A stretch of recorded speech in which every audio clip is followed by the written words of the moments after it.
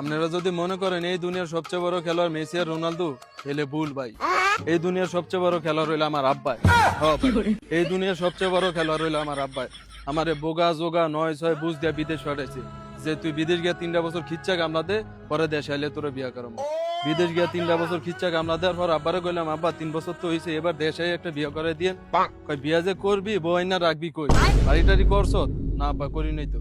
তাহলে আরো 2টা বছর বিদেশ কর, একটা বাড়ি কর, পরে দেশে এলে তোর বিয়া করাম। ঠিক আছে, করলাম আরো 2 বছর বিদেশ।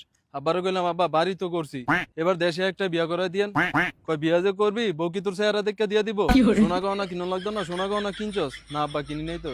কই তাইলে আরো 2টা বছর বিদেশ কর, সোনা গহনা কিন, পরে দেশে এলে তোর বিয়া করামো।